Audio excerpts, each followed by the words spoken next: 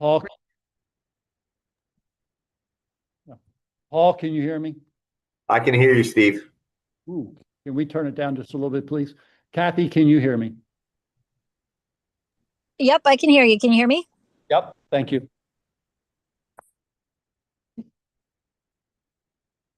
All right, good evening, everyone. I will call the April 13, 2026 meeting of the Newtown Township Board of Supervisors to order. I will note that the board did meet an executive session at 6 p.m. where we discussed the following items. With regard to litigation, the discussion of 3 zoning cases, as well as 1 tax refund case. And then with regards to personnel matters, the discussion of potential police hires and a discussion of the change to the Fraternal Order of Police collective bargaining agreement. With that being said, Mr. Neese, please call the roll. Mr. Altieri. Here. Mr. San Francisco. Here. Ms. Chanlis. Here. Ms. Grasso. Here. Mr. Russo. Here. Your engineer, solicitor, and manager are here. And now we'll move down to section 4, which is the moment of silence and the Pledge of Allegiance. And we'll stand for the pledge. I pledge allegiance to the flag of the United States of America and to the republic for which it stands, one nation, under God, indivisible, with liberty and justice for all.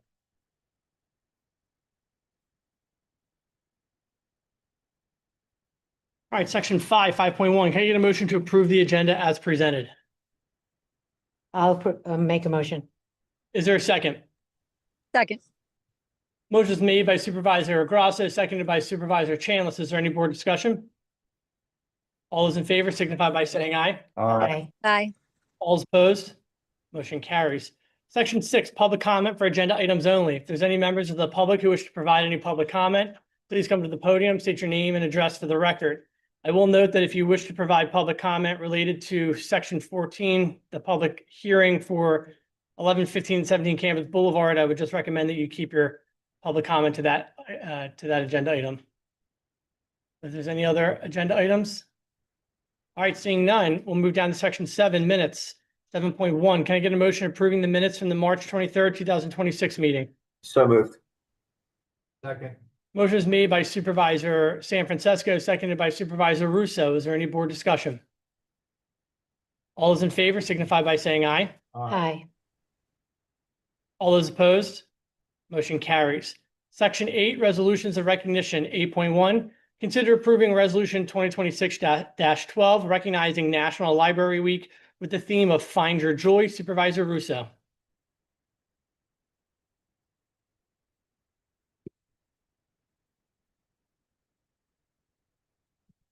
Whereas National Library Week will be celebrated from April 19th through April 25th, 2026, and serves as a time to recognize and celebrate the vital role of libraries and library professionals play in our communities. Whereas the American Library Association has designated the 2006 theme as Find Your Joy, highlighting the many ways libraries inspire connection, creativity, and discovery for people of all ages. Whereas libraries provide free and equitable access to information, resources, technology, and lifelong learning opportunities that strengthen individuals and enrich the community as a whole. Whereas libraries serve as a welcoming and inclusive spaces where residents can gather, learn, explore new ideas, and engage with one another. Whereas library staff and volunteers demonstrate dedication and professionalism in fostering literacy, supporting education, and enhancing quality of life. And whereas our local libraries continue to evolve to meet the needs of the community by offering innovative programs, services, and resources that promote personal growth and civic engagement. Now, therefore, be it resolved that the Board of Supervisors hereby recognizes April 19th through 25 on 2006 as National Library Week and encourages all residents to visit their local library and discover the resources, engage in the programs, and truly find your joy. And further be it resolved, the Board of Supervisors expresses its appreciation to the library staff, volunteers, and supporters for their ongoing contributions to the vitality and well-being of our community. Adopted this 13th day of April, 2026. That's my motion. Is there a second? Second. Motion is made by Supervisor Russo, seconded by Supervisor Chanlis. Is there any board discussion? I will just note that, we do have an amazing library here in Newtown Township. We're joined this afternoon or this evening by Nan Porter, who's the president of the library. We also have Sarah, who is Sarah, I'm going to butcher your title, but we're just going to, Sarah's here, so is Emily. They can talk later after we do this. Our director is down in Florida, but we have seen consistently month after month circulation exceed record after record here, not just in Newtown Township, but also when you pair us up to other libraries across the county. And it really is because of Arlene, her staff, and the volunteers of that library. So while we are recognizing National Library Week coming up, this board is very appreciative of everything that our library does, day in and day out, all 52 weeks of the year. So with that being said, I will ask all those in favor signify by saying aye. Aye. Aye. All opposed? Motion carries, and we'll present the resolution to Nan and Sarah and Emily. Usually we clap at that point. Yeah. So there we go. There we go.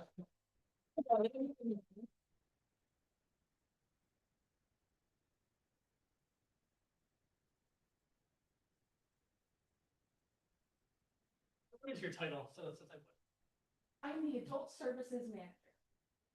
How about yourself? And President of the Library Board? Oh, very much.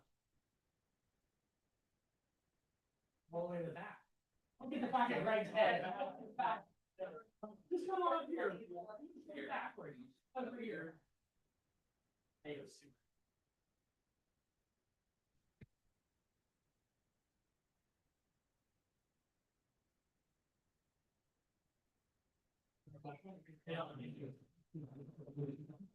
Thank you.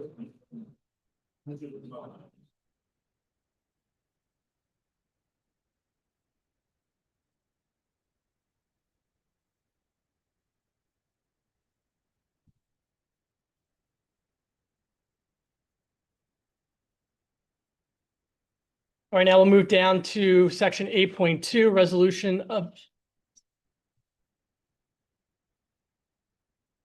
8.2, consider approving resolution 2026-13, National Volunteer Week. Supervisor Grasso.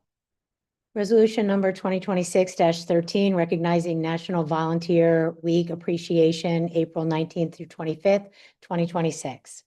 Whereas National Volunteer Week was established in 1974 following a presidential proclamation issued by President Richard Nixon, recognizing the vital role of volunteers in strengthening our nation. Whereas the week of April 19th through April 25th, 2026 will be observed as National Volunteer Week, a time to recognize the extraordinary power of volunteerism and the lasting impact volunteers have on communities across our nation.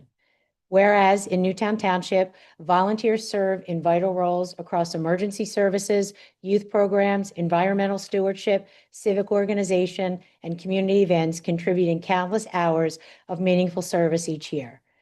Whereas National Volunteer Week serves not only to honor the achievements of volunteers, but also to inspire residents of all ages to engage in service and invest in the well-being of their community. And whereas it is fitting and proper to recognize and thank all the volunteers for their selfless contributions and to encourage continued participation in volunteer service. Now be it resolved that the Board of Supervisors of Newtown Township hereby proudly recognize and celebrate April 19th through April 25th, 2026 as National Volunteer Week and extend its deepest appreciation to all the volunteers for their invaluable contributions to the quality of life in our community. Resolved this 13th day of April, 2026. Is there a second? Second. Motion is made by Supervisor Grasso, seconded by Supervisor Russo. Is there any board discussion? All those in favor signify by saying aye. Aye. Aye. All opposed? Motion carries.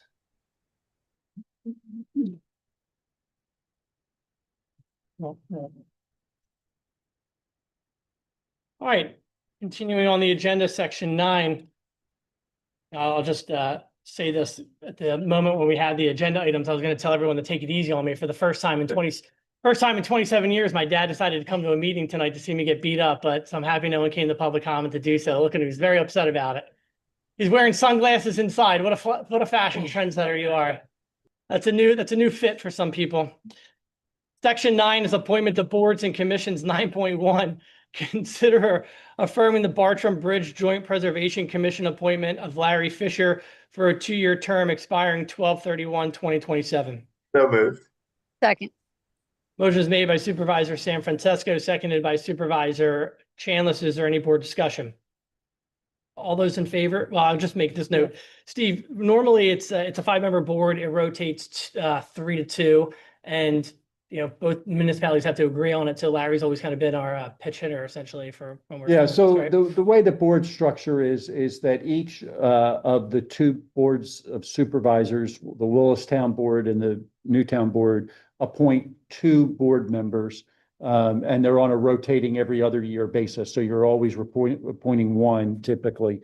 And then the way the ordinance reads is that that board then makes a recommendation going back and forth between a Newtown resident and a Willistown resident once every 2 years. And that this is our 2-year term, that we have a Newtown resident, and they made the recommendation of Larry. Perfect. Any questions for Steve? All those in favor signify by saying aye. Aye. All Aye. those opposed, motion carries. Section 10, reports. 10.1, report from the Township Engineer, Mr. Johnson. Good evening. Just one quick update on Greer Park. The contractors have been taking advantage of the fantastic weather we've had and will continue to have, and has made great progress. He's at this point structured out most of the stream. Is going to begin the process of starting to restabilize the banks and then place the rest of the stream riprap in place.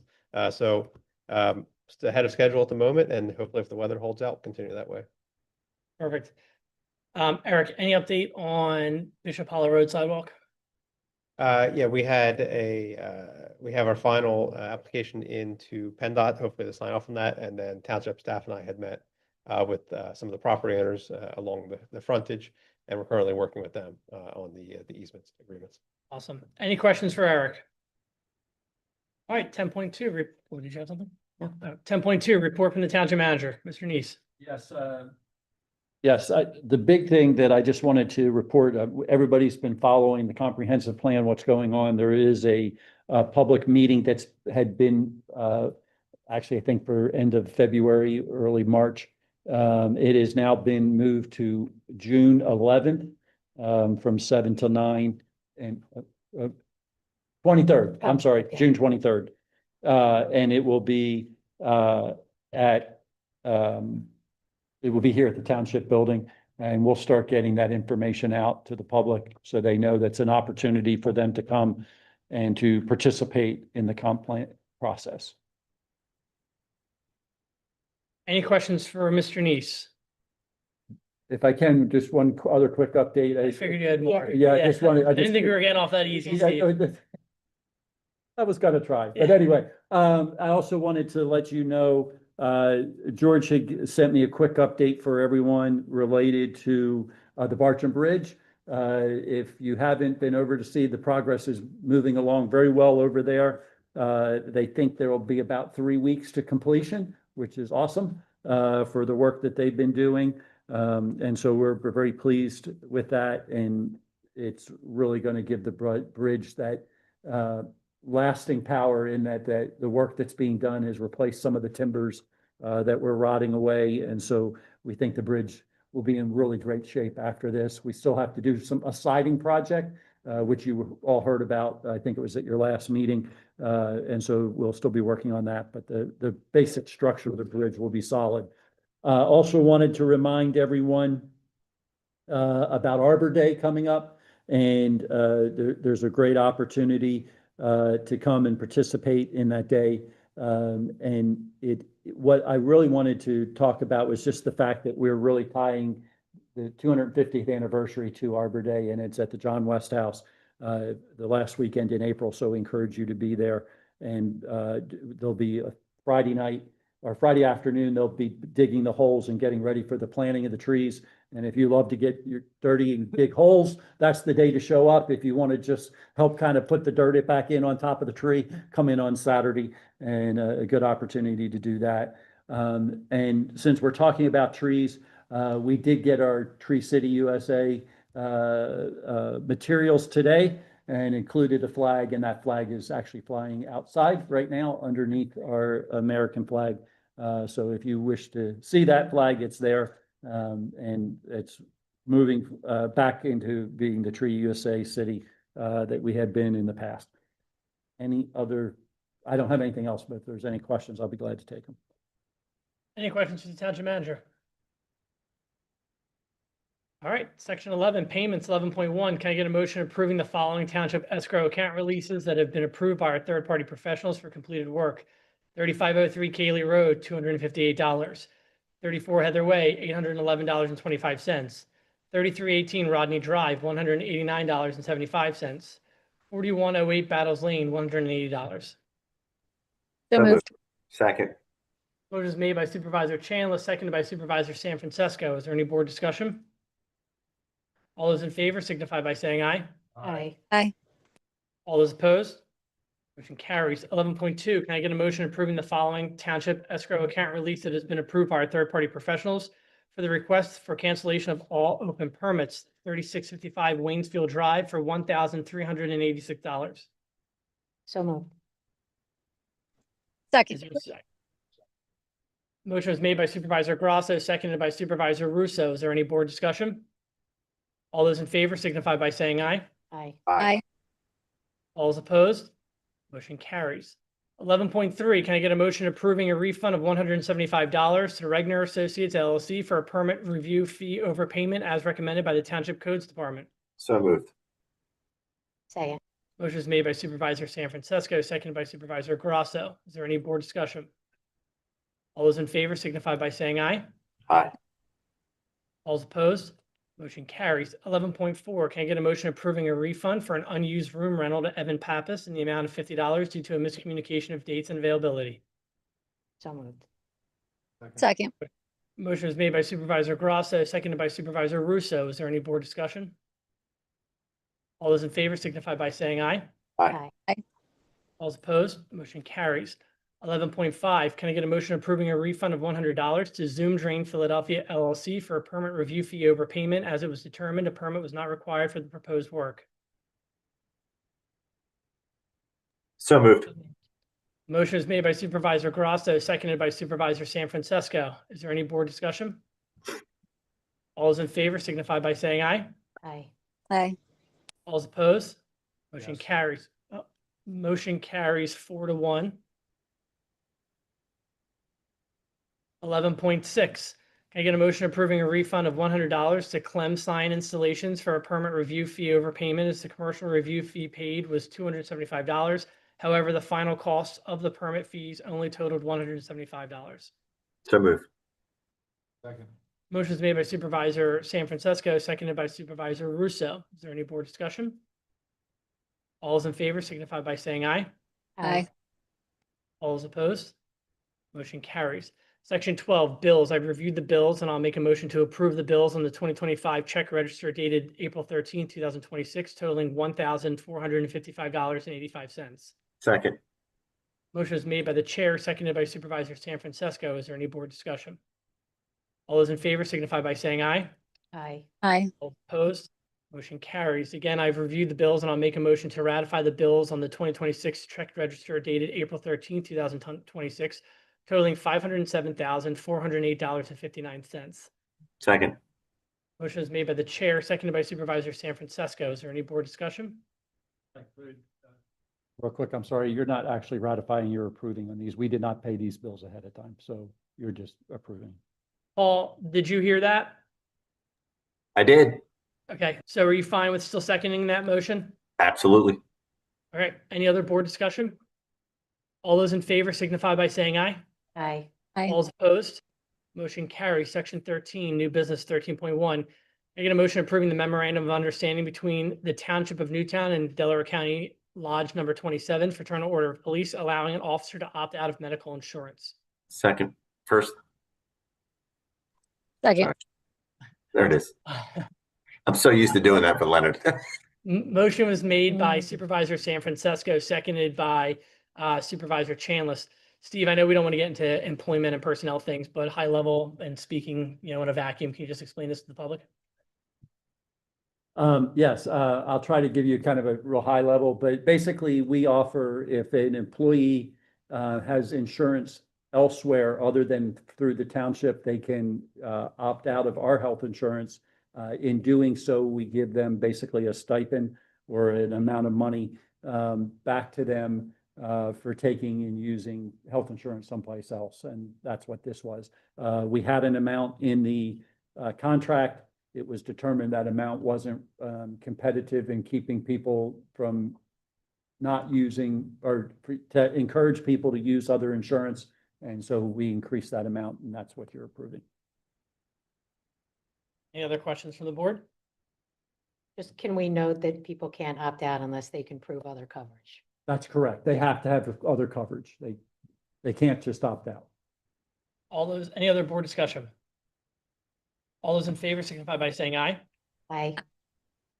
All those opposed, motion carries. 13.2, can I get a motion approving change order number 1 for the Bartram Bridge Structural Rehabilitation Project, which adds additional work costing $19,740 and also adds the reduction of the scope of work at a cost savings of $36,729, which nets a savings of $16,989 on the project. Second. Motion is made by Supervisor Russo, seconded by Supervisor San Francisco. Mr. Neese. Yeah, so as we discussed, one of the challenges with the bridge was there's actually timbers that were rotting or decaying, particularly where they were coming in contact with the stonework. When we lifted one of the projects, part of the project was to lift the bridge, and when they lifted the bridge out of where it was sitting in the stonework, they determined that there was actually some additional timbers that needed to be replaced. That total was about $19,740. Not about, that's what the total was. As part of the project, we were also going to stain all the timbers on the bridge. The old timbers had actually been stained before, particularly those that had been replaced in prior projects. And so we took that out. We only stained the new timbers that were going in, treating those timbers. And so in doing so, we saved the $36,000, and therefore, to save that $36,000. So the net between the 19 and the 36 is the 16,989. Any other board discussion from the board? I just have a few questions. If we defer the staining or treatment, will the bridge look unfinished? Not at all. I've been out there. Obviously the new staining on the new boards, they were actually very light when they were first put in. The new stainings caused it to look a little darker. It's a little bit darker than the wood that's there now. My guess is had we stained the whole bridge, the wood that's there now would be darker than that. And so I think that was not, I don't think that's really an issue. A lot of what you're going to find is you only see sections of it anyhow coming up into the bridge itself. A lot of the timbers that had to be replaced were timbers that were actually underneath. Okay, great. Because I was just going to ask, is there a risk of higher costs down the road if we leave it untreated or unstained? And then do we have a plan as to when we're going to do that work? Both the Willistown and the Newtown Public Works teams felt that that's actually a project that they may be able to take on or get volunteers to help with it in the future. It made more sense to spend the money fixing the timbers than it did to spend the money putting stain at this point. Yeah. Any other board discussion? All those in favor signify by saying aye. Aye. All those opposed, motion carries. 13.3, consider approving the full page ad in the Marple Newtown 4th of July Parade commemorative book at a cost of $250. So moved. Second. Motion is made by Supervisor Grosso, seconded by Supervisor Chanlis. I think this is pretty self-explanatory, Mr. Neese, so I don't think you need to explain it, but all those in favor, is there any board discussion on it? All those in favor signify by saying aye. Aye. All those opposed, motion carries. Perfect. Tom, you let me know when you're ready.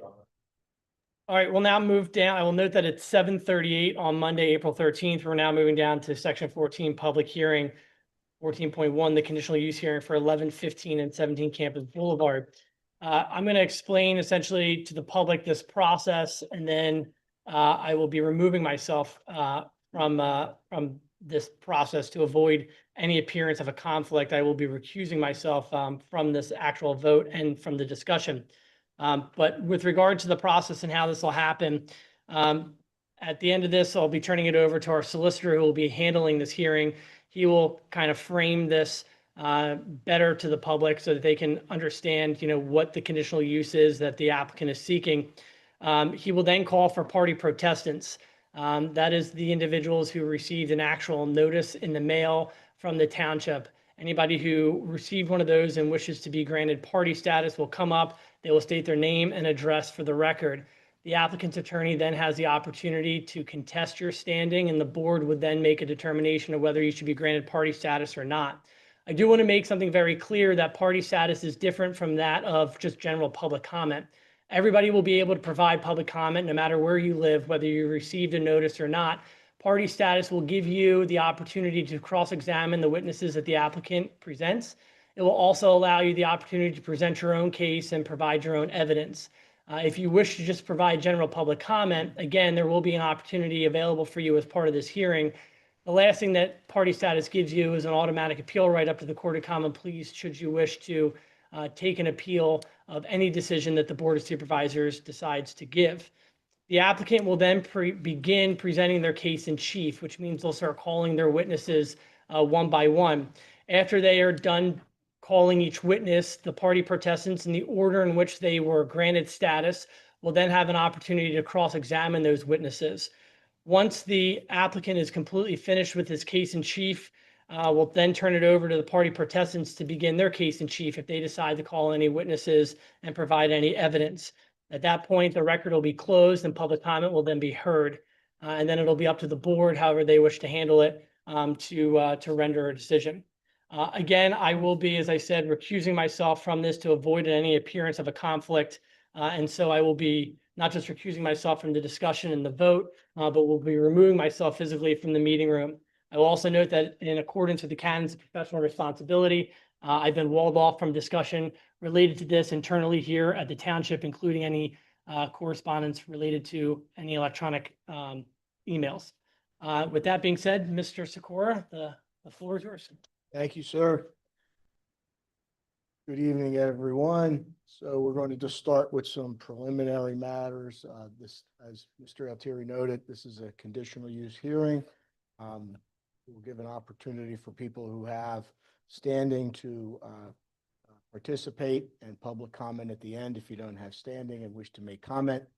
The first thing we'll do is just put into the record some township exhibits. This matter was advertised for tonight for this hearing 2 times in the Delaware County Times, once on March 30th, 2026, once on April 6th, 2026. And we're going to put that proof of mailing in the record as the Township's Exhibit 1. And then we also have a series of mailings that were conducted about this hearing for a bunch of folks in the surrounding area. We have the lists, we have the notice that went out. We're going to mark that all as Township Exhibit 2. And then lastly, this matter was posted in front of the relevant properties with the information about tonight's hearing, and the proof of posting will be marked as Township Exhibit 3. Okay. Oh, Can you hear me now? Well, can you hear me now? All right, I'll try to keep my voice up. So all we did was mark the preliminary exhibits related to notice of this hearing. And if you're here, you probably got notice in some form or another. So at this time, before we begin, I would like to ask, is there anybody here who is requesting party status, meaning they have some particular interest in this project and proximity to this project that they want to participate as a party in this hearing? Okay. All right. Record will show that nobody's come forward to be a party protestant to this matter, at which time we're going to turn this hearing over to Mr. Greg Edelman, applicant's attorney, who I believe is going to have some evidence for us as to why the applicant believes that the proposed housing for the elderly project complies with the township's ordinance for the Campus Boulevard redevelopment district conditional use requirements. Great. Thank you, Rich. Good evening. I'm Greg Edelman here on behalf of the applicant, Campus 11 Associates LP, the owner of 11, 15, and 17 Campus Boulevard. We're here this evening for a conditional use for a proposed age-restricted residential community pursuant to section 172-182 of the zoning ordinance. This evening I have intend to call 3 witnesses, Seth Shapiro from Barton Partners, the land planner, Will Yager from Buller Engineer, the project engineer, and Matthew Hammond from Traffic Planning and Design, the traffic engineer. Before we start our testimony this evening, though, I do have some pre-marked exhibits that I'd like to go off the record and hand out. If I may. Thank you.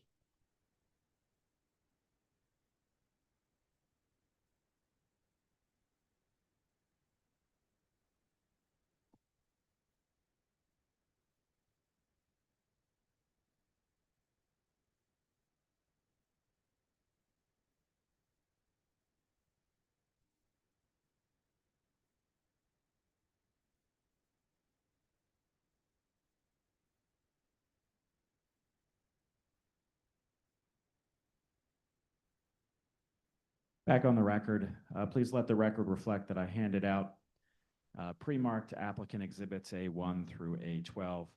And just for the record, exhibit A1 is a copy of the amended conditional use application with the deed.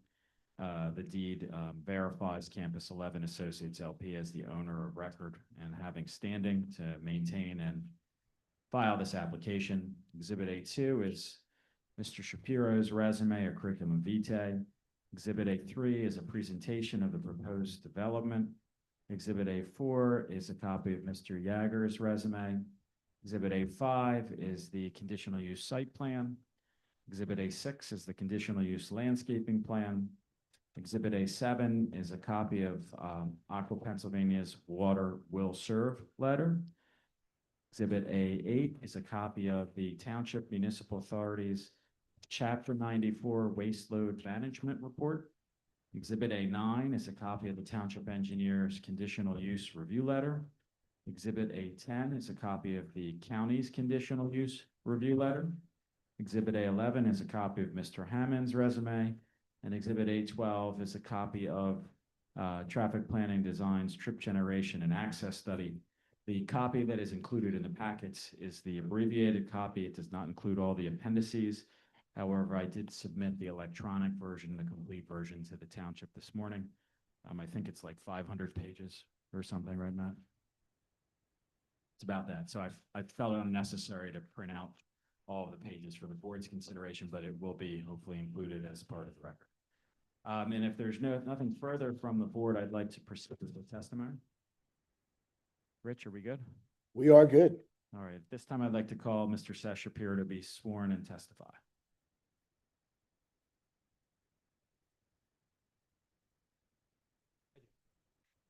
And before we start, is there a second microphone or will I be handing it back and forth to Seth? Are we too close? Oh, there we go. Great. Great. It's on. Everybody, it's good? Good. Okay. Excellent. Seth, if you could please state your name and business address for the record. Sure. My name is Seth A. Shapiro. My business address is 700 East Main Street, Norristown, Pennsylvania. And by whom are you employed and in what capacity? I'm a principal and director of planning and urban design at Barton Partners Architects Planners, Inc. Okay, and I'd like to show you what I've marked as Exhibit A2. Is this a copy of your resume or curriculum vitae? It is, yes. Okay, and I'd ask the board to take notice of Mr. Shapiro's expert qualifications as a professional land planner based upon his education and experience. I ask that he be accepted as an expert in land planning. Any objections from the board? No. So expertise. expertise is acknowledged. Nobody's here to challenge it. Great, thank you. Seth, are you the land planner for the proposed development? Yes, I am. Okay, and have you been involved in the planning for this project from its inception? Actually, just after its inception, I believe it began with some sketches by the engineer. Okay. I'd like to show you what I've marked as Exhibit A3, and hopefully we could put that on the overhead as well. I don't know who has control of the, hold on, go off the record.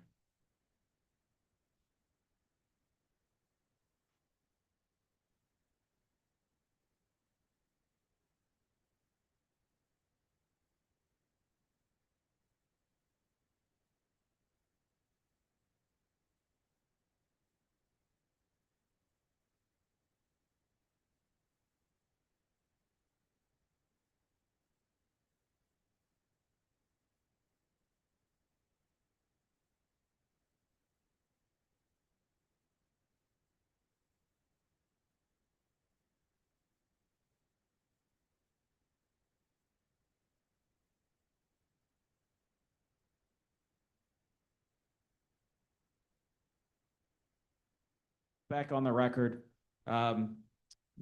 Shapiro, what we marked as Exhibit A3 is a collection of presentation. Did you prepare or supervise the presentation? Yes, I did. And if you can, using Exhibit A3, walk us through sheet by sheet as to where we started and where we are now in terms of the proposed conditional use. Sure. Good evening. So what is on the screen now is an aerial photograph from Google Earth, and what it shows is the existing conditions of the office complex right now. Specifically, I wanted to point out what is on the right side of that squiggly line, which is Campus Boulevard. That is the property known as 11, 15, and 17 Campus Boulevard. Next slide. So as I mentioned, right after the inception of this project, we were contacted by the ownership of these parcels, and we were handed these plans that were put together by Bowler Engineering with the concept of redeveloping both sides of Campus Boulevard into multifamily communities, totaling, I think, 400 plus, 406, thank you. Total units, 163 on the 11, 15, and 17 side, and 243 on the opposite side. Next slide, please. Once we got our hands on the project and we started to work with the client a little bit and talked about different programmatic solutions, we came up with a plan that looked like this, where we had a townhome community actually on 11, 15, and 17 Campus Boulevard, and a multifamily community along with some stacked townhouses on the opposite side of the street, which were thought to be more rental. Next slide. Then it was further resolved that the focus of the project should remain with 11, 15, and 17 Campus Boulevard, with the idea of doing a senior-oriented or plus 55 rental community. And in this particular plan, we were actually given a footprint for a prototypical building, which are in the orange. And also, you can see some townhouses here, and there were 192 in the apartments. In this case, they were sort of garden-style walk-ups, which is actually not the best use for plus 55, and then some rental townhomes along the perimeter. So next slide, please. Ultimately, we developed the plan into something that looks like this, although it has been developed further. In this case, what we did is we organized the 192 units into two buildings that flank an amenity space, and that's what you can see sort of in the left half of this site. And then we reorganized some of the townhouses into little pocket neighborhoods along the right side. And this was essentially the plan going forward until, next slide. We reorganized again and pulled off the townhomes that were closest to the residential community, planned sort of northeast, and reorganized those to the inside of the site. However, the 192 units remain as we had originally conceived them. Next slide. So this is an overlay of where these buildings lie on the site versus in the red dashed lines where the existing office buildings are.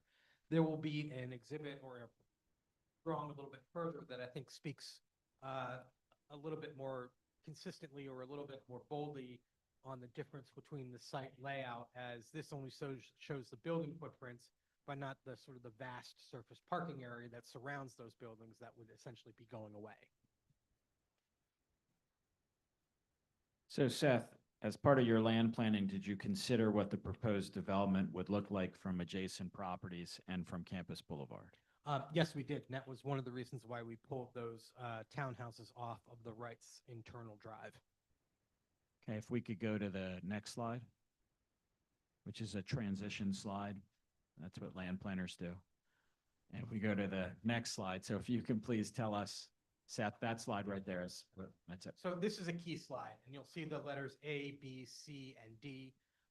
Those refer to specific rendering locations around the site. A, B, and C are going to be from Campus Boulevard itself, and then D is going to be from inside. We also will have some photography of what it looks like along Summit Avenue. However, the project actually is not visible from Summit Avenue. It's set too far back and not tall enough to really be seen. So let's go to A. A is actually an elevated shot on Campus Boulevard. Next slide, please. We just make sure the microphone is close to your mouth. We can't hear you that well online.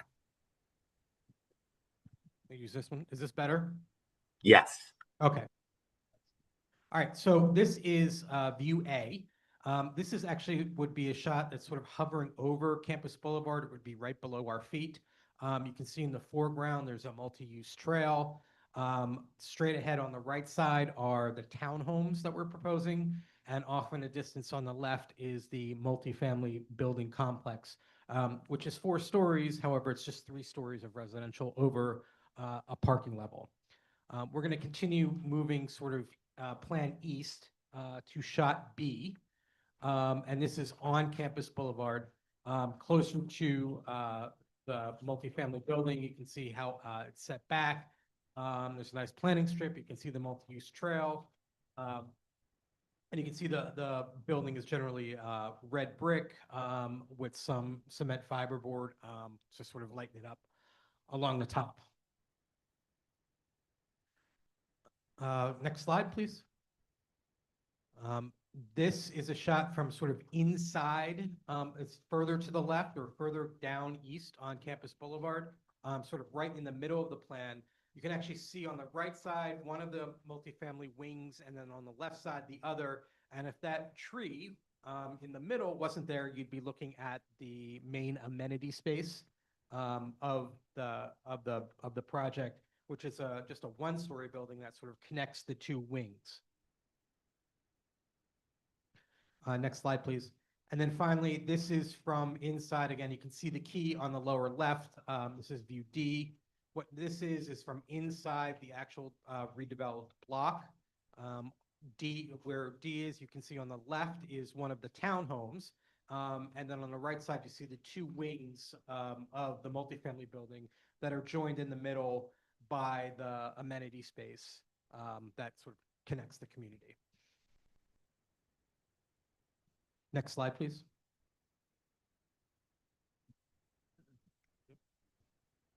All right, so this is a sort of a side-by-side comparison of the existing conditions and the proposed conditions. And you can see on the left, very typical sort of 1970s, 80s, early 90s land use, couple 3 office buildings. and all of the surface parking that supports them, lots of impervious coverage. And then on the right side, we have what we're proposing, which is the multifamily community. Again, the townhomes on the east and the north, and then the taller buildings closer to Campus Boulevard, but obviously a lot more green. On the bottom is actually a section. And it's actually hard to do this because the topography changes so much. But we wanted to start on Summit Avenue on the right side. And what you can see on the right is the single family homes. We actually did like sort of the worst case scenario where the homes are up higher. If anybody's familiar with the topography along Summit Avenue, as you go sort of plan north, Summit Avenue, the elevation drops. So this site would be up higher. So what you can see is there's an existing conditions buffer that exists today that will remain, actually probably be enhanced because we're going to clean it up, at least the part that's on our side. And then there's going to be a wide sort of planting area or green strip before you actually get to the townhomes, which is the first sort of grouping buildings in the middle there on the section. Then there's some more space where there's some parking area, and then you can see the multifamily building. On this plan, we actually show the townhome height at 40 feet and the multifamily building height at 50 feet. They're actually going to be a little bit less than that. It really depends on what the final grading of it is when we go around the building. In general, the townhouses will probably top out at 38 feet, and the multifamily is probably 48 feet. But we have a little bit of topography to work with to figure out what the true heights are going to be. And again, on the right side where you can see the existing home, you can see the existing foliage, the existing trees that do actually exist on our property line, and they will remain undisturbed if not cleaned up and enhanced. Next slide, please. So this is the slide I was referring to a little bit earlier, just to show the sort of the mass of impervious coverage that you can see that is sort of characteristic of the site. And then I have a series of photographs, both from Google Earth and myself. Actually, these are all from Google Earth, of 1, 2, 3, 4, 5, 6, looking towards the site. And you can see all of the homes. Behind all of the homes are very mature trees, and you wouldn't be able to see anything.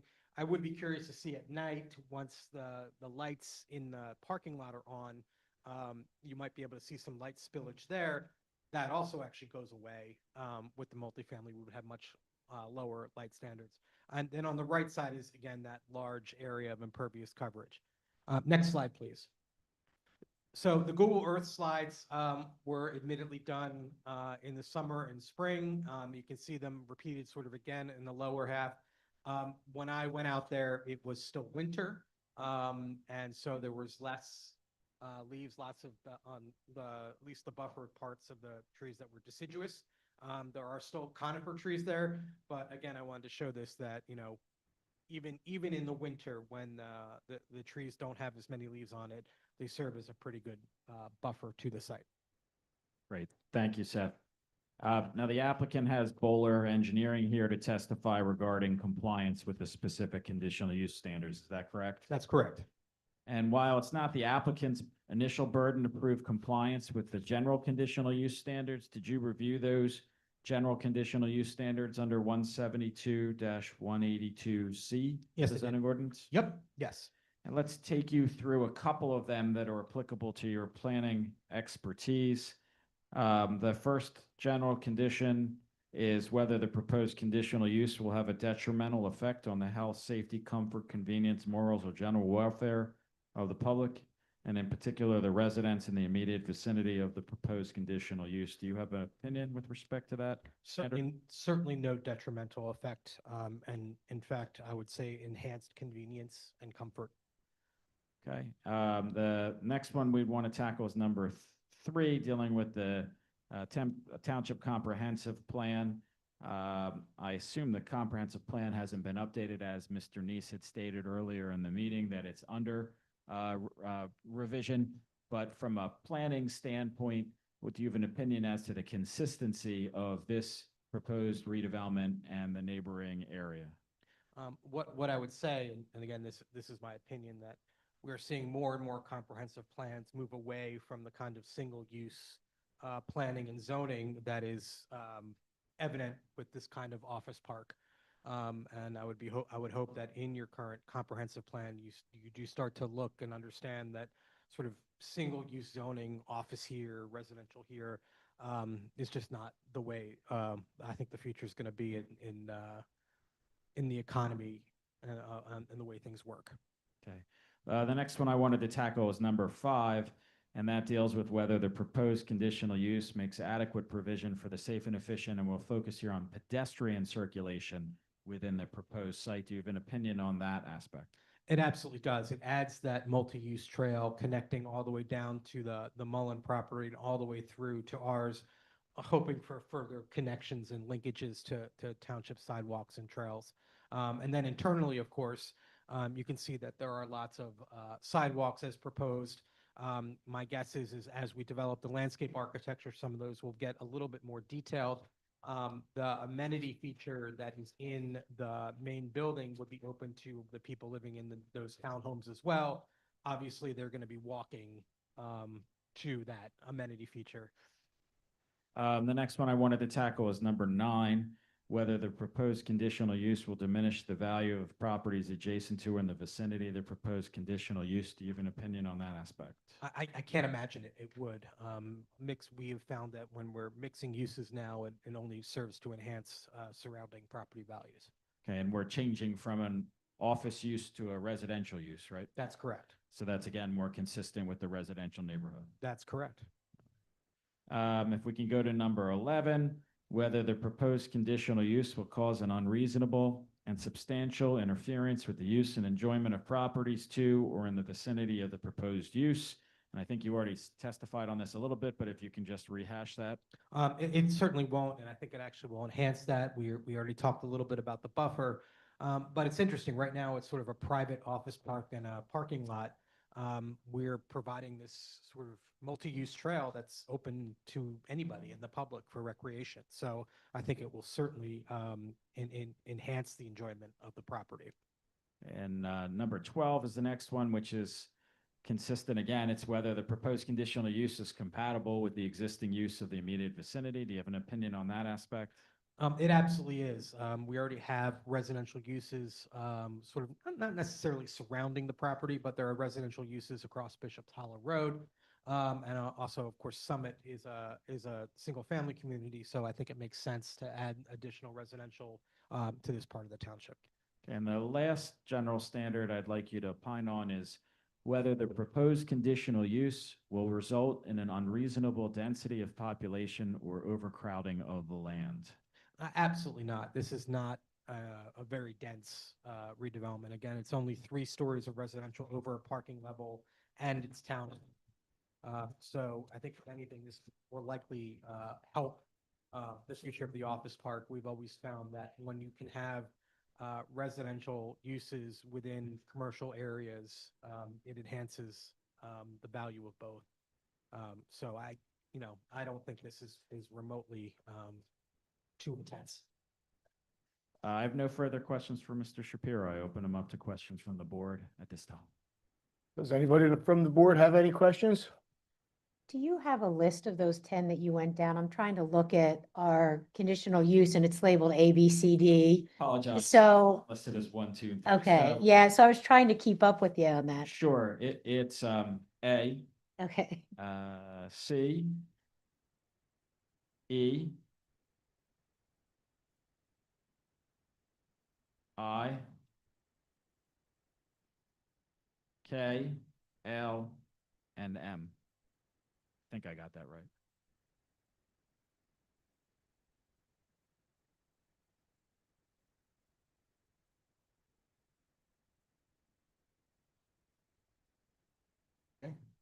Any other So- questions? well, I feel like I've read everything. I do love how you did the rendering. I think you showed progression from when it went from, the 400 plus.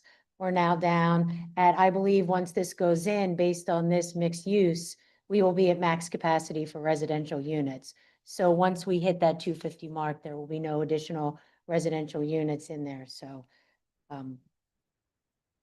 I agree. The one thing that I did hear, and I don't know if any other board comments have, but right now it's, previously it was office space, now it's gonna be residential. So we know that the traffic pattern will decrease. We looked at the impervious solution, that'll decrease. I'm talking about the first one that you said about the general welfare of the public. Emergency services there. I know what I heard at the planning board say, they shifted it from when people are there during the day, during the office, it's typically 9 to 5. Now we're gonna have people that are there 24/7. So I just didn't know if the fire marshal or people had a chance to weigh in on this, or is that a little later down the road, Rich? Well, He hasn't submitted any plans. Okay, He'll have a full set of plans if this gets approved. We'll submit to the building department, res check, fire marshal to review. yeah. So Okay. typically what the fire marshal looks at is specific circulation arcs and to make sure that the fire trucks can get in and get into the specific locations. And that's all dealt with at that land development stage. From a township perspective, do we have EMS and do we have the services? That's not really the fire marshal per se. That's more a township manager. And then he takes a look at this along with our zoning officer, Andy Retchak, and our township engineer, and actually the team approach. And they would, if they see a specific problem, that's called out immediately.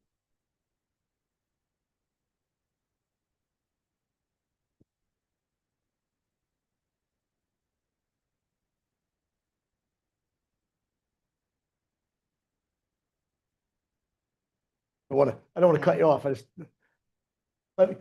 me a favor, because just let me know when you're done, and that way I don't have to keep asking you. I don't want I to. forgot. I Okay. mean, I don't know if anybody else has, but, I know one of the things that came up in the comprehensive plan was keeping a small town characteristic and feel. And my feeling is keeping half these office buildings empty is not congruent. We rezoned, and I think that what you guys have laid out helps manage that comprehensive plan of helping to manage and keep it with a blended into the community with a good look and feel for the surrounding area. So I will just make a comment on that, because I know that's what we hear people say as part of the comprehensive plan, keeping the small town character.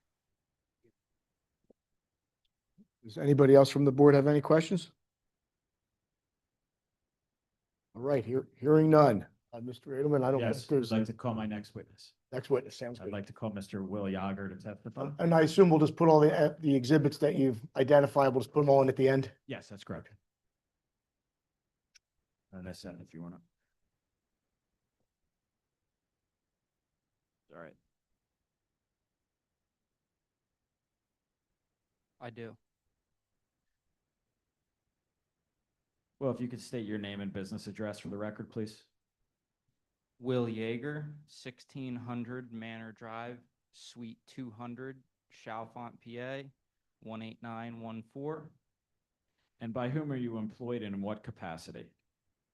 I'm employed by Bowler. We are the site civil for this project, and I'm currently employed as a project manager. And I'd like to show you what I've marked as Exhibit A4. Is this a copy of your resume or curriculum vitae? It is. And I'd like to ask the board to take notice of Mr. Yeager's professional licensure as a civil engineer in the Commonwealth of Pennsylvania. I'd ask that he be accepted as an expert in such field. Does any board member have a question regarding qualifications or an objection? We No. do not. All right, so he is accepted as an expert. Thank you very much. And Will, are you the project engineer for this proposed redevelopment? Yes. Okay, and did you prepare what I've marked as exhibits A5 and A6, and just let me identify them for the record? A6 is the conditional use site plan, revised as of, looks like December 23, 2025. And exhibit A6 is the conditional use landscape plan, also dated December 23, 2025. Were these the two plans that you prepared? Yes, so oversight of the site plan, and I coordinated the design of the landscape plan with our landscape architecture group. Okay.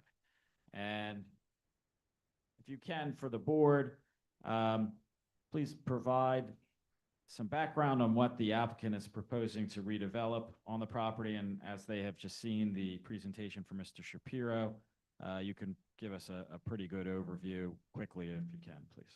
Sure. So they are proposing to develop the property with 192 apartment units, 50 townhomes. All of those units are for rent. The site takes access from Campus Boulevard, and it includes improvements related to parking, lighting, landscape, and stormwater management necessary to support the development. Okay, and is the development all age restricted, 55 and older? Yes. Okay. And is that permitted under the ordinance? Yes. Okay. Have you reviewed all of the specific area and bulk regulations for the proposed age-restricted community under, I think it's section 172, 182A2? Yes. And does the project comply? Yes. And on Exhibit A5, there's a zoning data table listing all of the requirements and what is proposed. Is that correct? That is correct. And instead of going through all of them, can you just highlight a couple of the big ones and then summarize the remainder so that way we don't have to spend time going over what the plan actually says? Yes. So to start, for the larger items, I'll summarize. The minimum tract area is permitted at 15 acres. The site is currently 16.36 acres. The maximum density is permitted at 15 dwelling units per acre. The site currently proposes 242 units total, which works out to 14.79 dwelling units per acre.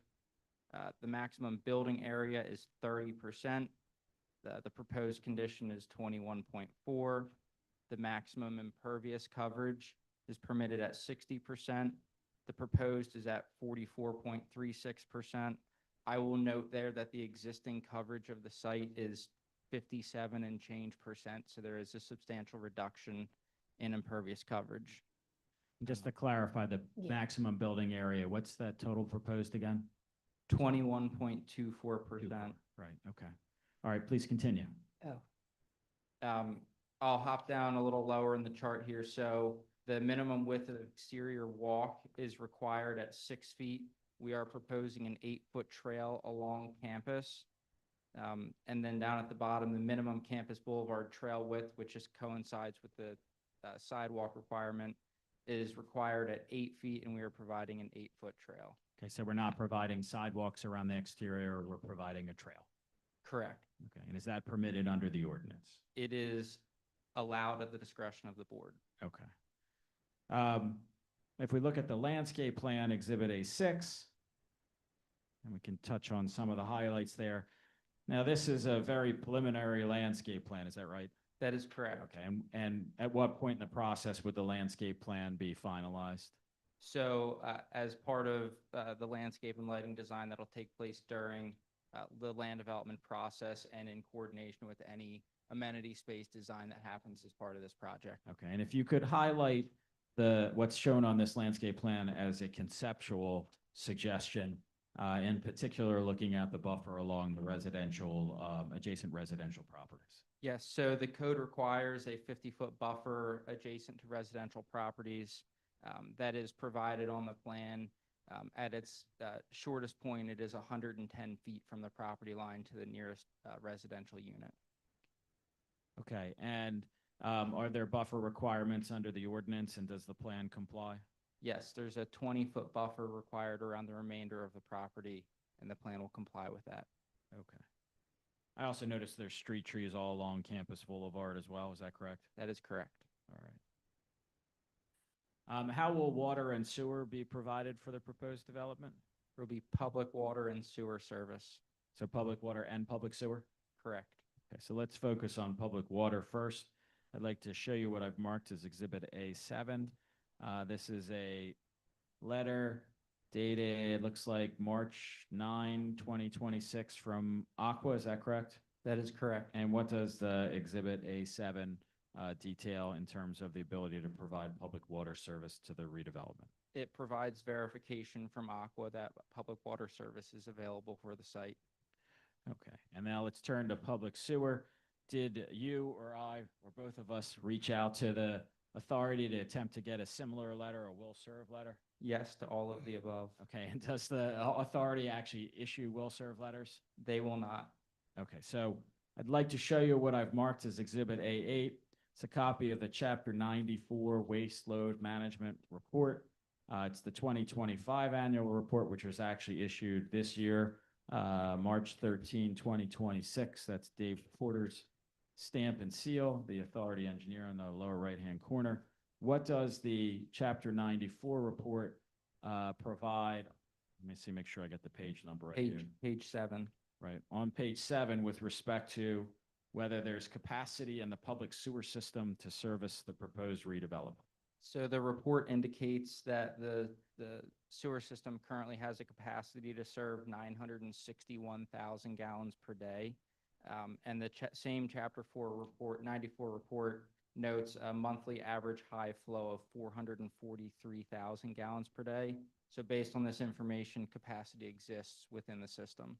Okay, and has the applicant already purchased some capacity during the time that the sewer extension and expansion was ongoing here? Yes, between the 3 parcels, they currently own 28 EDUs. Okay, so they would need to acquire additional. 28 EDUs, yes. So would the applicant also need to require additional capacity for the proposed redevelopment? Yes, and we are currently coordinating that with the Sewer Authority and DEP. Okay, and that would be done via sewage facilities planning module, is that correct? That is correct. Okay. Do you know if the township and the county have reviewed the conditional use application? Yes, they have. Okay, I'd like to show you what I've marked as exhibits A9 and A10. For the record, let me identify A9. It's Pannoni's March 2026 review letter of the conditional use application. And Exhibit A10 is the Delaware County Planning Commission's March 2026 review letter of the conditional use application. And are these the reviews that you saw and received with respect to the application? Yes. Are there any zoning issues raised in either letter? No.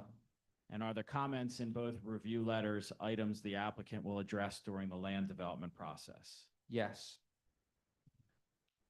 So similar to what I did with Mr. Shapiro, I'd ask you if you reviewed the general conditional use standards that may be applicable to this application. Yes.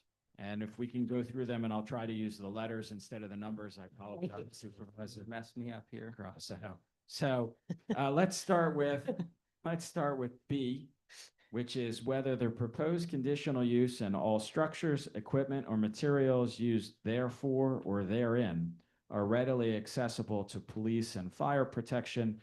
Did you analyze whether the buildings are accessible to emergency services? Yes, we perform truck turning movements to verify that access can be had at all buildings. Okay, and access is feasible?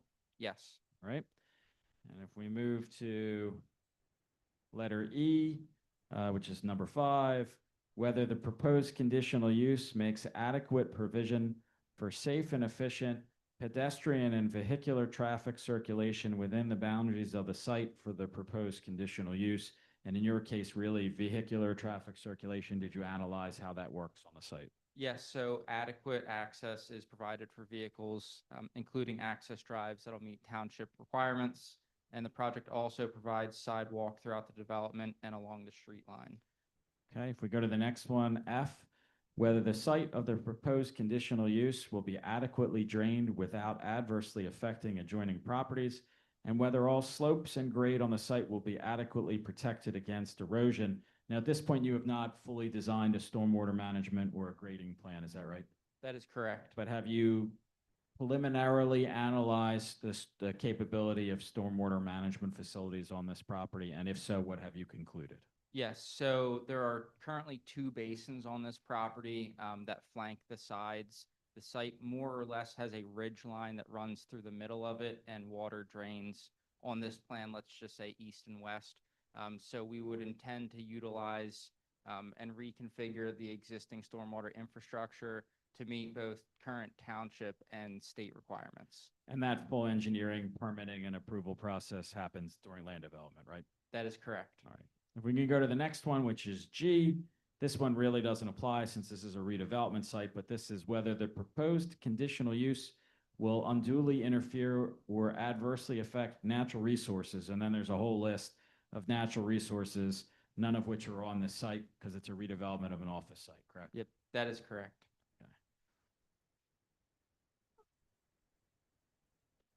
If we go to the next one, H, this one probably also doesn't apply, but it's whether merchandise, goods, products, articles, or equipment will be stored or displayed outside of a building or on a lot for which conditional use is proposed, and there's no retail here, correct? That is correct.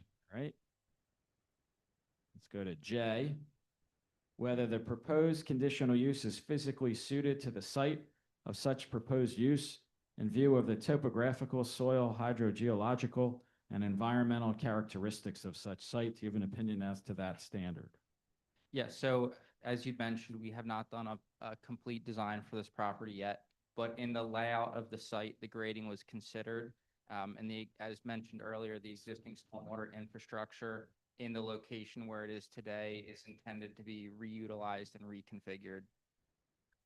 Okay, the next one is K, whether the proposed conditional use will cause an unreasonable and substantial interference with the use and enjoyment of properties to or in the vicinity of the proposed use, and do you have an opinion on that standard? In my opinion, no, due to the residential nature of the use. Okay. The next one is L, whether the proposed conditional use is compatible with the existing use of the immediate vicinity. Yes, so this proposed development puts the townhomes adjacent to the existing residential uses, with the apartment buildings being closer to the remainder of the Campus Boulevard district. Okay, if we can go to the next one, I'd like you to opine on is N as in Nancy, whether the proposed conditional use will deprive adjacent properties of adequate light and air. No, the project will comply with the applicable height restrictions.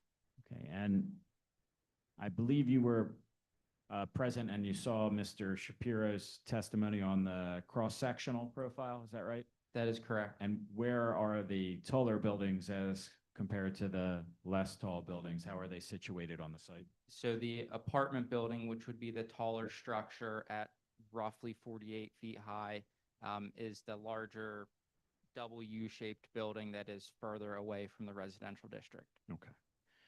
If we can go to O, whether the proposed conditional use will substantially burden existing sewerage facilities, schools, parks, utilities, and other public services. I think you testified on sewer already. Schools, it's an age-restricted development, correct? That is correct.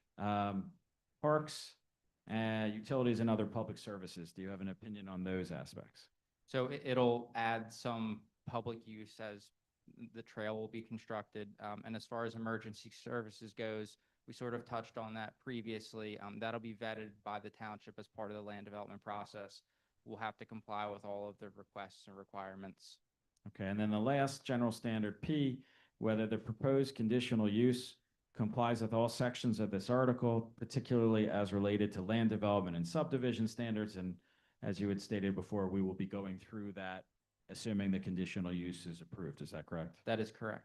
Okay, and with respect to the specific standards, did you have an opinion? I think you rendered it earlier as to whether the proposed development complies with the specific standards required under the conditional use provisions of the age-restricted residential community.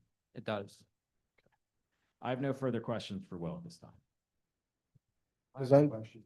Michael? Can you tell me the percentage of space building? Okay. Revised.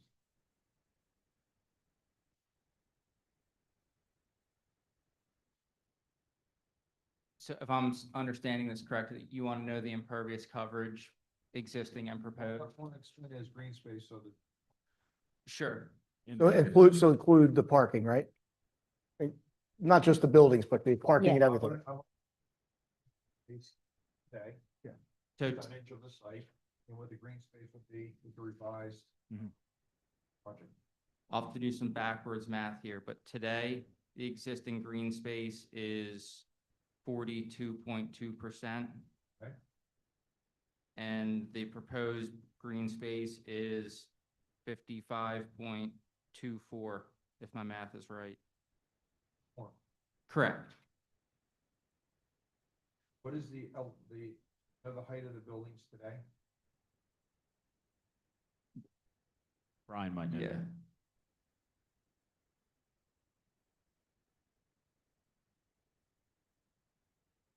How many stories are there? 2 stories. But they're tall. 35 feet, Mike, between 35 and 35 40. feet, we're going 38 feet further away from where they are today, Correct. residential, closer to Campus Boulevard, correct? At homes Correct. that are closer to the residents, which are also residents. The stacked townhomes that are closer to the residential. No, I have to Oh, correct sorry. I see what you're saying. I see what The you're saying. townhomes are regular townhomes. All right, so They're not the regular, stacked. all right, so the regular townhomes are adjacent or closer to the residences That's right. than the apartments are. That is correct.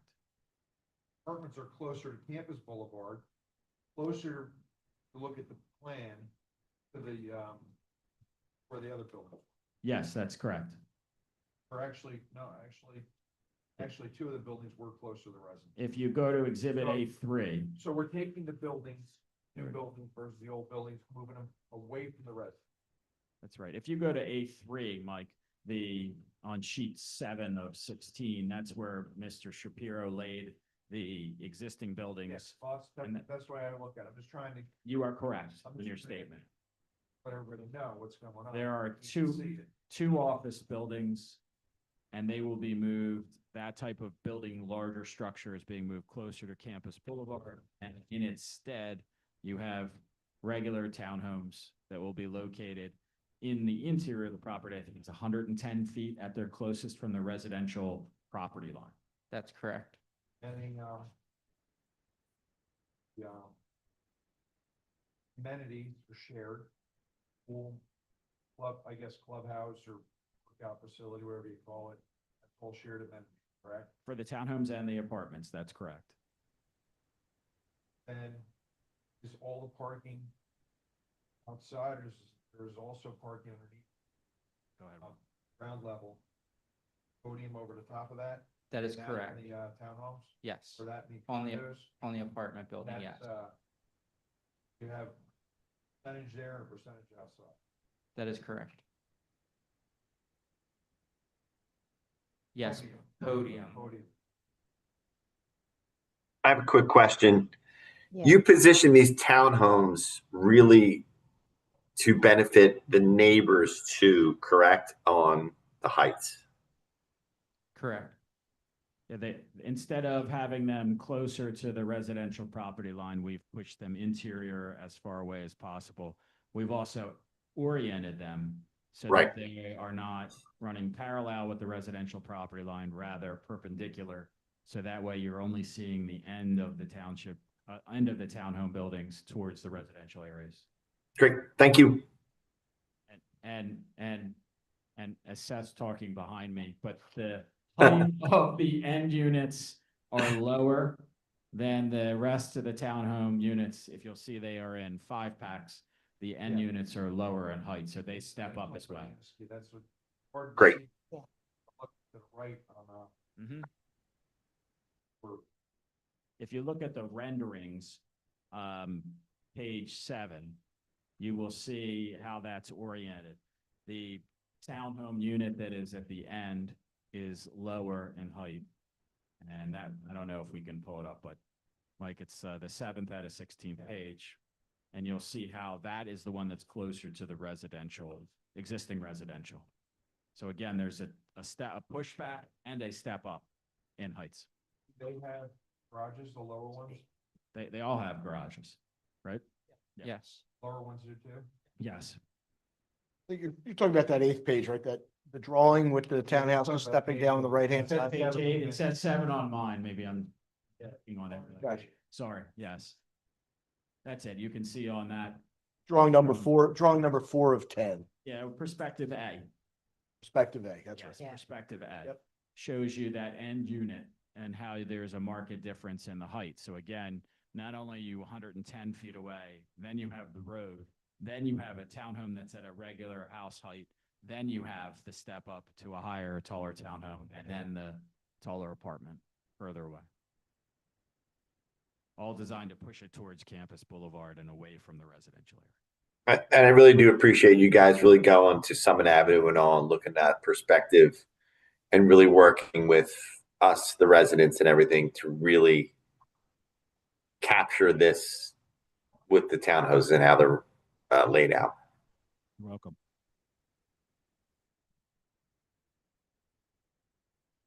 Any further board questions? Is some of the lighting, I know that might be done during final land development, but can you just explain a little bit about how the lighting will be featured here for the trails, the sidewalks around the buildings? That's later, isn't it? It's for, Yeah, As you that's know, not for this hearing. That's correct. It'll be done as part of the land development process. It'll Yeah. have to comply with all of the township requirements. As Seth had mentioned earlier, going from an office user to a residential use here, the lighting will be lower. Any lighting that is in or around a trail will be, at, a level that you would expect for pedestrians. You're not lighting a parking light around the perimeter of the site.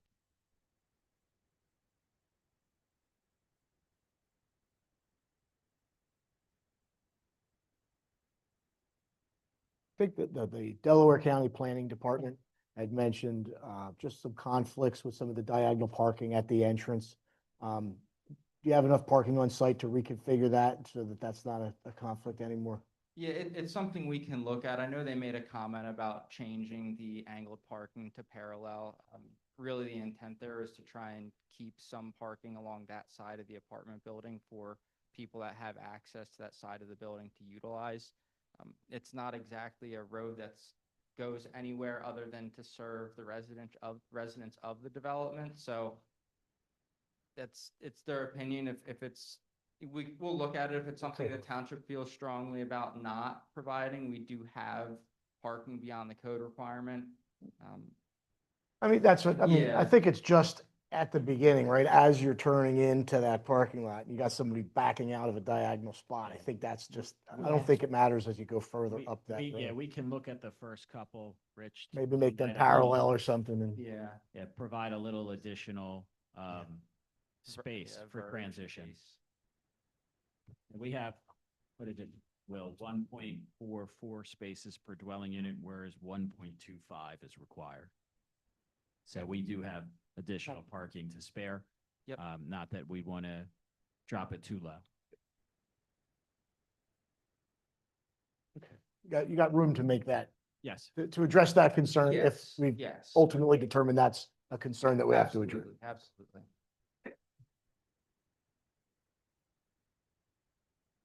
Are there any other questions from the board? So the townhomes are one or two. Look at a unit, one here, No, first floor and a second floor, they're all one unit. one unit straight up and down. That's correct. The lower ones are just smaller units. Well, I don't know if they're smaller, they're just squashed. Well, Yeah, they're wider. they are all two bedroom, right, one. You have like a little. one or two beds. One or two bedrooms. I think they're all two, actually. Yes, That's what it says on here, that's why I said. yes, they're all two Hard bedrooms. to tell. And then the apartments, some are one bedroom, some are two bedroom. These, Okay. and these townhomes are all for rent. All for rent. That's correct.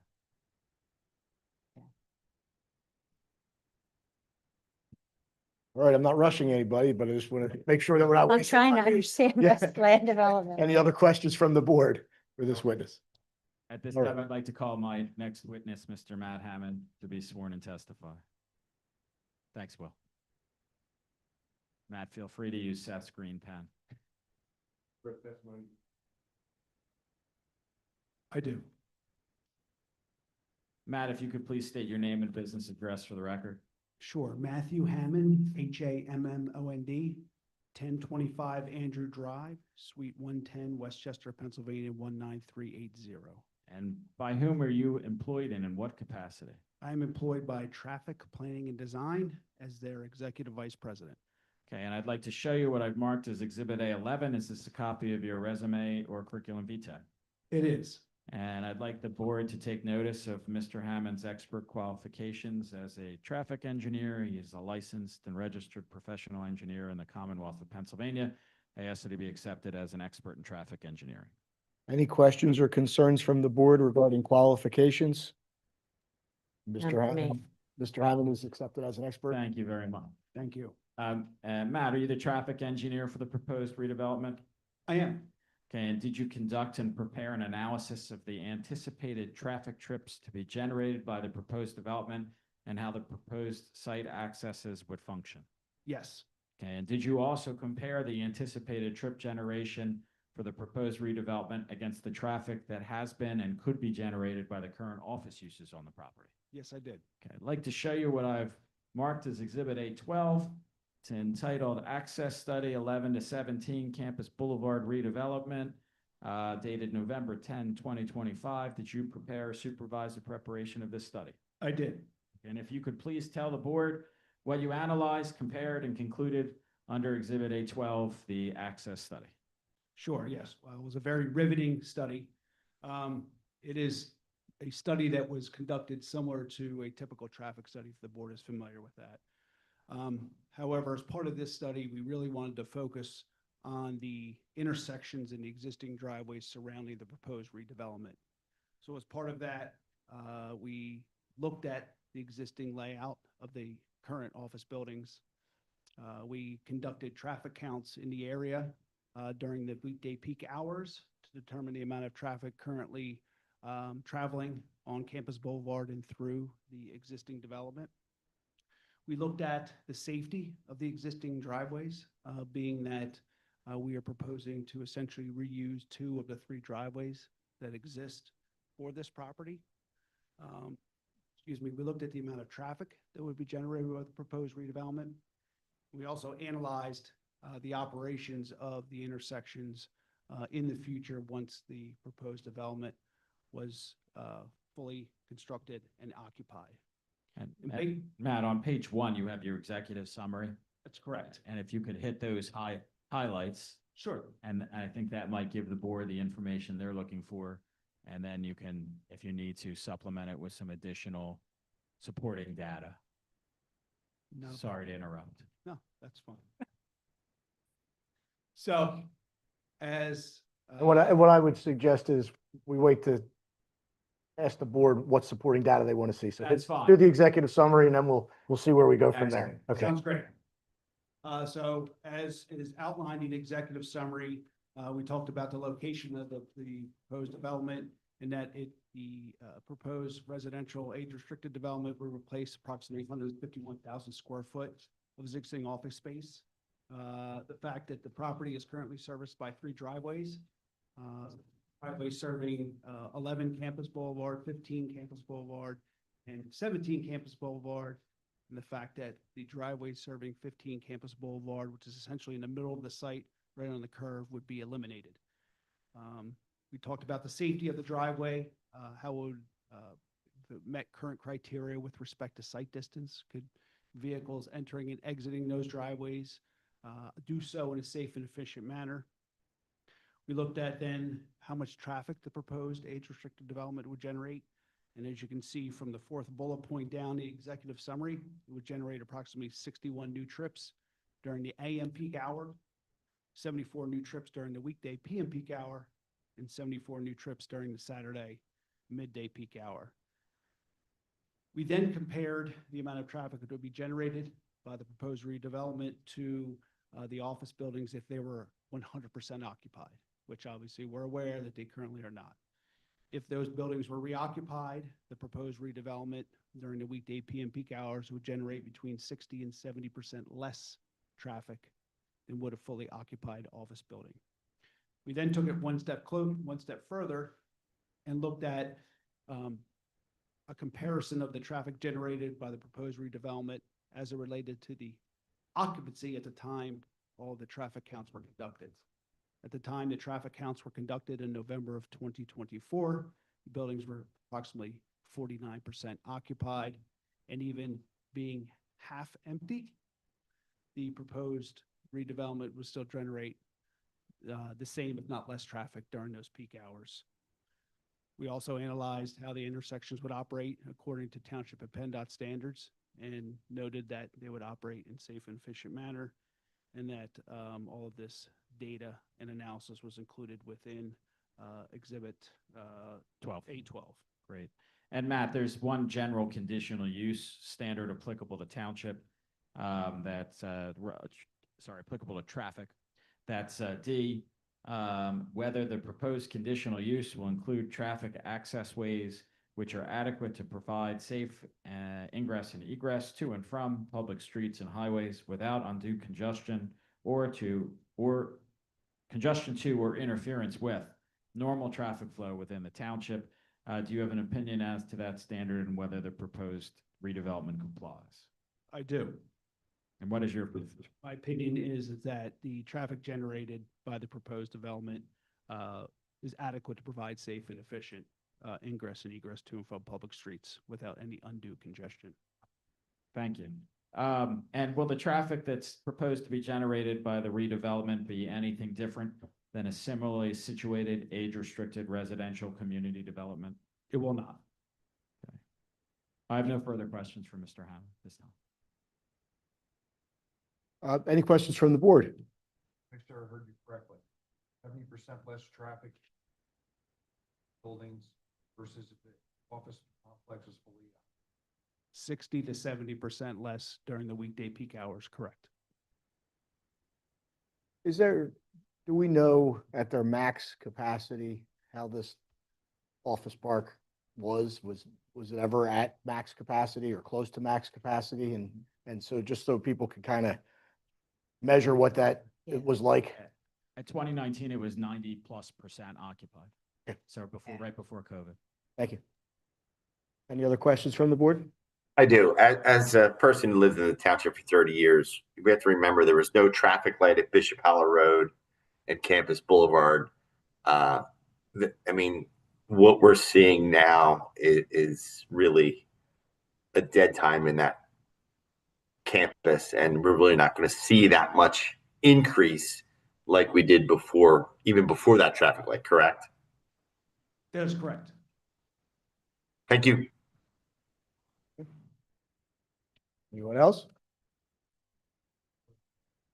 All right, Mr. Edelman, I think you're done with this witness. I don't have any further witnesses. I do have representatives of the applicant here in case the board had any questions, but at this point, I have no additional evidence to offer on my direct. Is there any, so not specific to any witness, is there any other information that anyone on the board would like from the applicant that they might be able to answer while everyone's here? I'm good. I'm good. Ms. Grasso, good? I'm good too, thank you. All right, Ms. Chandler? Nope, nothing from me right now. Thanks. All right, I don't think anything further is required as far as presentation goes. You want to make sure, I believe it was exhibits A1 through 12. I'd move for their admission to the record, please. They're all, no objection from anyone on the board to the admission. They are all admitted. Great, thank you very much. And All right, you're concluded. I am concluded. You're going to spare us a closing argument. I do not do closing arguments. Just appreciate everyone for their time and for their questions. Next time I come with a tie. When was the last time I wore a tie? I don't know. Other towns ties, you just don't wear them here. No, I haven't seen myself in a tie other than in court. Night practice lawyers, only high sports wears That's ties. correct. I have one now, somewhere. All right. But So- thank you again. I appreciate everyone's time. So that does conclude the hearing itself. So what now, is there anybody, sorry, yeah, okay. So that concludes the hearing. That's the evidence. Is there anybody here from the public who wants to come up and provide public comment to the board that they wish the board to consider?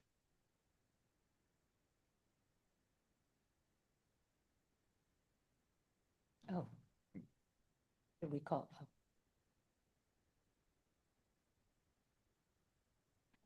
If you can come up and just, Yeah, just, Margaret just- Slattery, 112 Stony Brook. Margaret. Yes, right. Correct, 112 Stony Brook, probably the oldest here and in the whole community. What, if any, do you have planned for us when you start construction? Like, Timing? no, trucks and will Stony Brook get us, could they have a sign, local traffic only, so we don't have these large trucks going through? Well, I mean, so what this hearing is about the use in general, like the proposed use, and is it consistent with the area? When we're going to have a couple phases Right. after this, right? So, But I might not be here. well, then you won't care. No, I do care. So let me answer. Typically what happens is, and where Rich was going is, we go through the land development, that gets approved, and then before any construction occurs, there's a pre-construction meeting with the township. Okay, And then the township typically designates where the preferred construction access routes are to go for our vehicles that would come in. And they take into account that they don't want construction vehicles going through local communities. Steve Neese, the township manager, will tell you that. So we will be, as much as we can control it, having the construction equipment coming from major highways like Westchester Pike, up Bishop Hollow, not through residential neighborhoods Straight up campus. or straight up campus. That's correct. so that wasn't part of the traffic No, survey no. So that we heard the tonight. traffic for tonight was based off of just trips and total traffic anticipated to be generated by the use. You get into another step, you start to analyze any type of impacts, which we don't believe will have any because we're reducing the traffic. Your comments about construction traffic, which is outside of the scope of the permits and approvals process, but it's a construction thing that the township looks at in terms of before they issue any occupancy permits, building permits, anything to allow us to do, they tell us how to do this.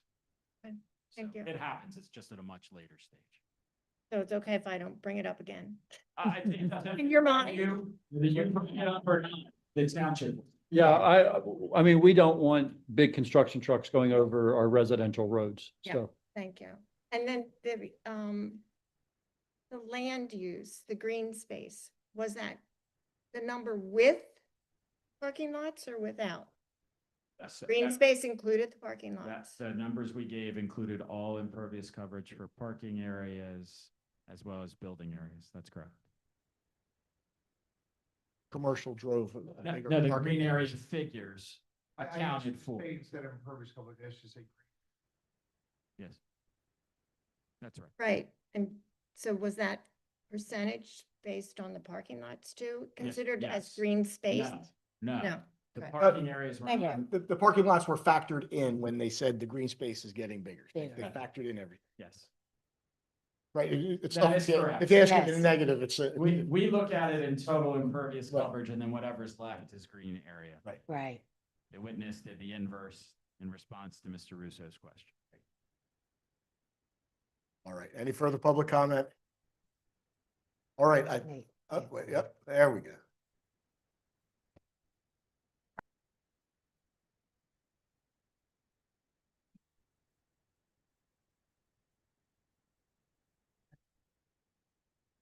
Nathan Glazer, Glazer, 3538 Cayley Road, Newtown Square. You have everything? Okay. Two parts. First, I think the redevelopment of this area is essentially an inevitability, and I think what's presented sounds as reasonable as possibly can be. I'm going to talk, however, to what I think is an element of naivete. The applicants and the questions came up about emergency services and can a fire truck surround the building and all that. And it was answered, sure it can. The naivete is they're not going to show up because there's nobody there to service the call volume.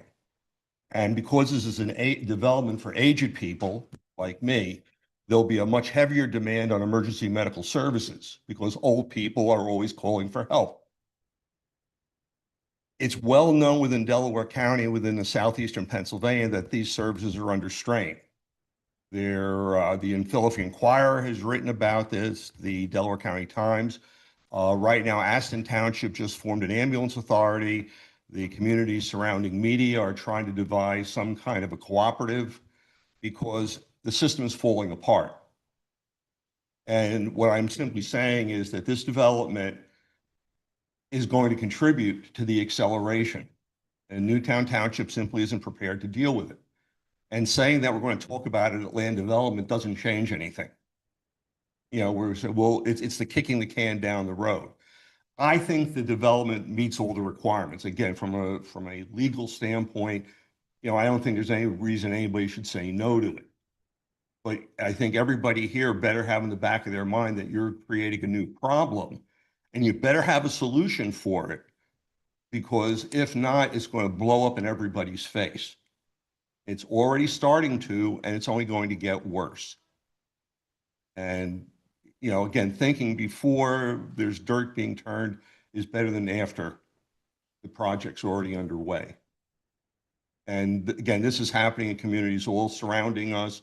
We are not immune to it. And if anybody doesn't know it, then they have a serious knowledge defect. Okay, thank you. Anybody else? All right, no further comment. We're just going to go right off the record. I'm going to close the hearing. So before we go all the way off, we're just going to announce, I don't believe there's going to be a vote tonight. I believe that we're going to stop the evidence, closing the hearing. So there's going to be no further evidence, no further public comment.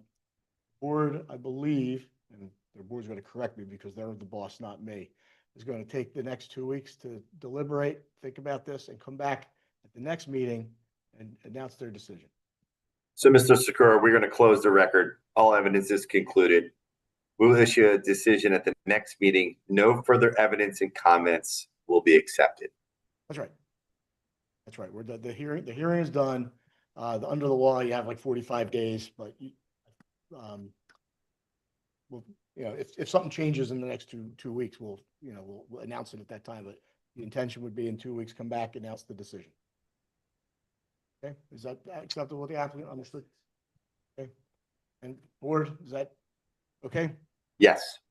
It's just, you know, we don't have everybody here. If they want to deliberate, it's going to get tougher to hear and make it easier. Okay, all right. So now we can go off the record, and we'll see everybody here at the next meeting, which is Monday. The 25th, I believe, but this 27th, I'm sorry. Monday, April the 27th. Thanks, Tom. Thank you, Mr. Ingham. Thank you.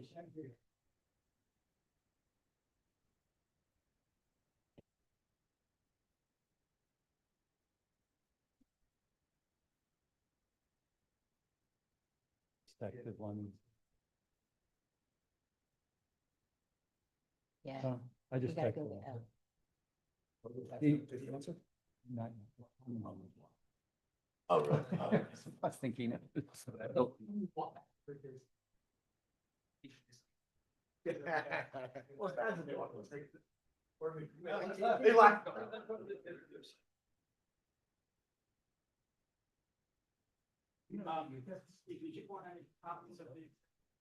Oh, sure. Mhm. Well, you know, the board members who weren't here. Yes, please.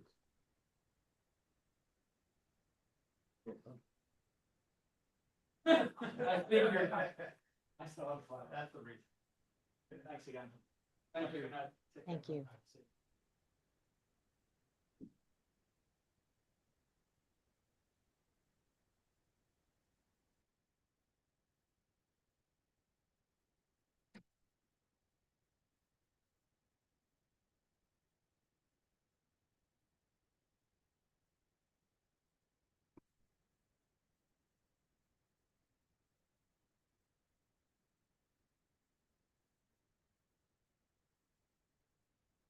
Oh,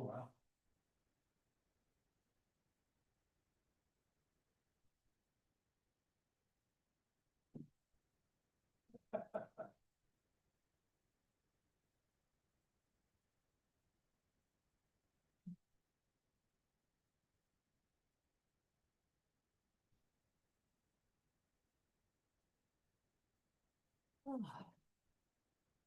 Holy. All right.